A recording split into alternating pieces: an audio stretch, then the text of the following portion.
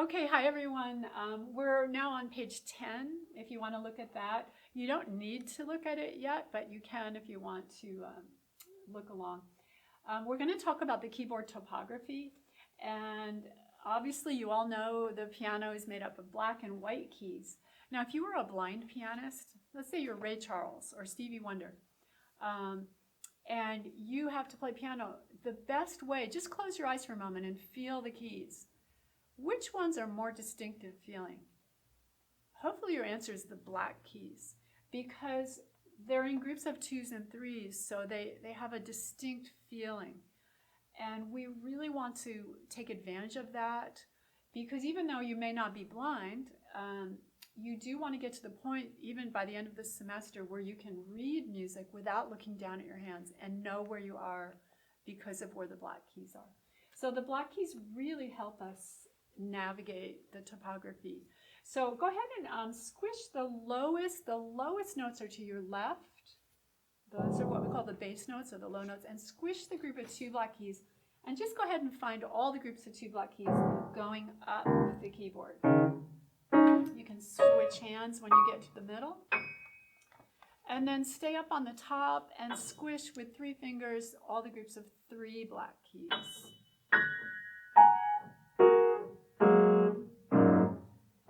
Notice at the bottom there's one oddball, just a single black key. Okay, so we're going to now name the white keys based on the placement of the black keys. So find the group of 2 black keys and slide down, and you'll see 3 white keys are touching them. And some of you may already know the names of these keys. They're C, D, E. So start on the lowest C you can find, way down here. The way you're going to find it is by looking for the group of 2 blacks and say it out loud. Research shows that when you say things as you do them, you get a deeper long-term memory connection. So always say something when you're first learning a basic concept. Here we go. C, D, E, C, D, E. You can sing if you want. C, D, E, C, D, E, C, D, E, C, D, E, C, D, E. And then the very highest white key, you wouldn't really know it, but I'm going to just tell you it's a C also. So that's the highest note is a C. Now in music, melodies don't only go up, they also go down. So we have to be able to learn all these notes backwards. So you do need to know your alphabet backwards. So let's try it. Say them going down. E, D, C, E, D, C, E, D, C, E, D, C, and one more. E, D, C. And now I'd like you to just try playing as quickly as you can all of the C's on the piano, from the bottom to the top. On your mark, get set, go. And don't forget the highest note is a C also. All right, notice if you use 2 hands, it's a lot easier. Try all the E's going down. E, let me hear your E. Here we go. E, E, E. And then all the D's going up. Ready, go.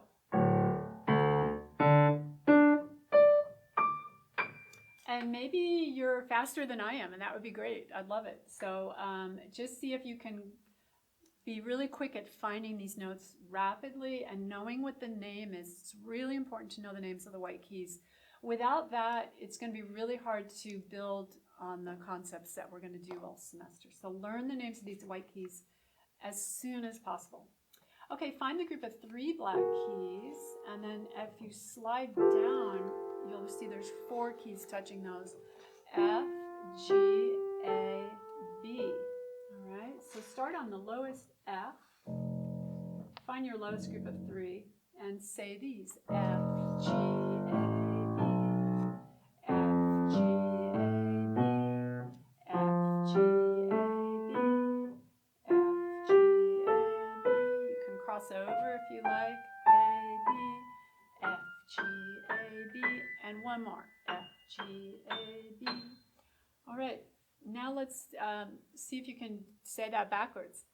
B, A, G, F. B, A, G, F.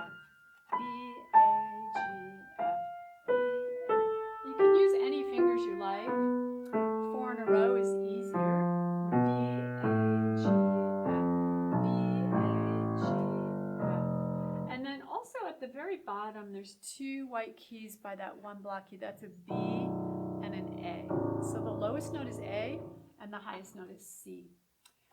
All right, and now you can, on your own time, go ahead and play all the Fs. I'm just going to fast forward through it. All the Bs. Don't forget the low B. Try all the G's coming up. Sorry, I played wrong note. And then all the A's going down. And then don't forget the lowest note is A also. All right, I know that was really fast, so you can stop the camera, stop your video right now if you want, and do that at your own pace. Okay,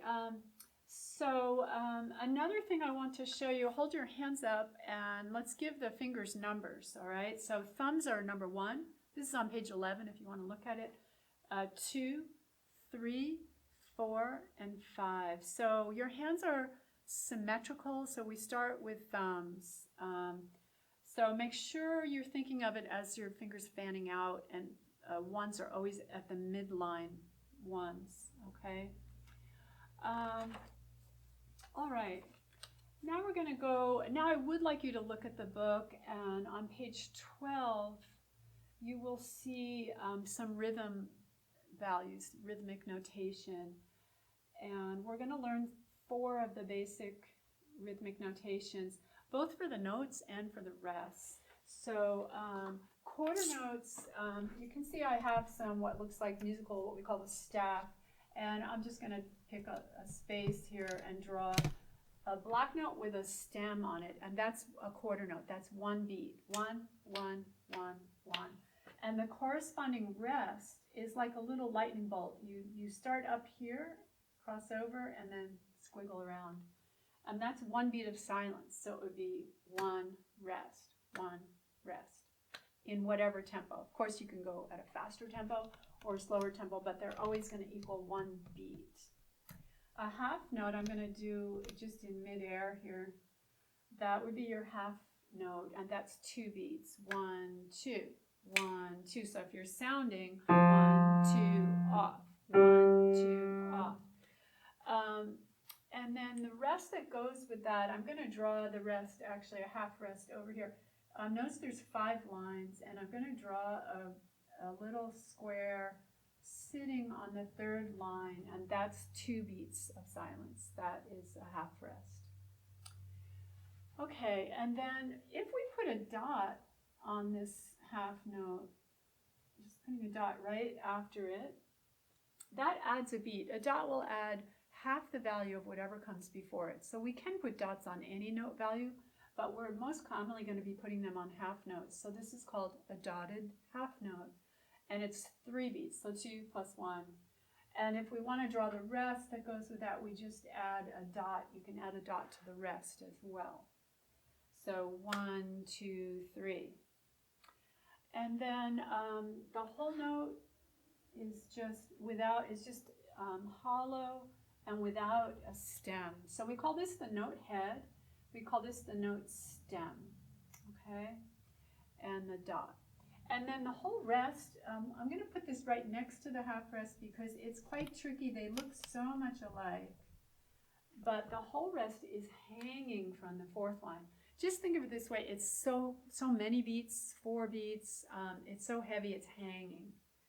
It can also just be the whole measure in other time signatures, but generally we think of it as 4 beats. While the half rest is just sitting on the 3rd line. Okay, so now music tends to be divided up into what we call measures. And to show each measure, which is like a little unit of time within a piece, we use bar lines. So if you look at page 13, you can see number 1 there. It says 4/4, and 4/4 is what we call the time signature. The top number tells us how many beats are in each one of these little measure units. 4 of them in this case. And the bottom number tells us what kind of a note gets 1 beat. Remember, it was the quarter note. So for our purposes this entire semester, we are only going to have a 4 as the bottom number, but the top number can change. We could have 2, 4, 3, 4, 4, 4. And this piece, this first little rhythmic example is in 4, 4. And notice that every time you have the end of a measure, in this case we have quarter, quarter, and then a quarter rest, and then a quarter note again, we have this sign, and this is called the bar line, okay? Bar line. So why do we have these? Why don't we just have, you know, stream of consciousness? It helps to divide things up in units so that we can keep track of what the time signature is. And also, when we're in 4/4, the downbeat, or beat 1, is the heaviest beat in each measure. So when we see the bar line, then we know to play a stronger impulse on the note that comes right after the downbeat. So I'm going to clap number 1. So my tempo will be about 1, 2, 3, 4. 1, 2, rest, 4. 1, 2, 3, 4. 1, 2, 3, 4. 1, 2, 3, 4, off. And when the piece is over, or the example is over, there's a double bar. So you'll see a skinny bar and then a fat bar line like this, a heavy bar line. So when you see the double bar, then you know the piece is over. All right, and one must be heavy for you to know that it's the real end of the piece. So you can try that. You can go back and try that with me. Let's go on and try number 2 together. This one is in 3/4, so you'll see some dotted half notes for the whole measure. It's a little bit tricky to see the rest in the third measure. It does have a line under it, so that would make it a half rest. It's 2 beats. Okay, so get ready to clap, and we're going to count about 1, 2, 3. 1, 2, 3. 1, 2, 3. 1, 2, 3. 1, 2. And again, 1, 2, 3. 1. I recommend counting 1, 2, 3. 1, 2, 3. Please don't be one of those musicians that tries to do everything by instinct. You're really learning to be musically literate, and it's super important that you learn to go through all of the mechanics of it, like saying the beats, saying things out loud, knowing what the terminology is. Because if you want to get together with other musicians, you need to know how to say, let's start in measure 2, on the downbeat of measure 2. So these are all important things to learn the terminology. Okay, and all the examples on the rest of the page are in 4/4, 2/4, 3/4, or 4/4 with various rests. They all are going to have just the things that I showed you. So go through. Another way to practice this, we could play them. Like, let's do number 3 and we'll play. So I'd like you to find a group of 2 black keys and slide down and find the C. Do you remember where C is? It should sound like this if your keyboard's in tune. Okay, or somewhat close to that. So number 3, we're going to start with a rest, and we're going to count to 4. Always count a bar before you start. And then we'll just play this C and hold it down if it's a longer note value. 1, 2, here we go. Rest, rest, 3, 4. 1, 2, 3, 4. 1, 2, 3, 4. Rest, 2, 3, 4, off. That might seem silly. Why do we have a whole bar of rest? Why do I write a bar that has nothing happening? Well, maybe you're playing with someone else. Maybe the clarinet is playing while you're resting. So you have to get used to counting bars of rest as well. Okay, so I would go through the rest of that page on your own and have fun and learn the names of the white keys in any order. Make sure you can sit when you're in bed trying to get to sleep at night and counting sheep. Instead of counting sheep, say the alphabet backwards. A, G, F, E, D, C, B, A. All right, so you can get used to melodies that go down as well as up. Okay, have a great time with it.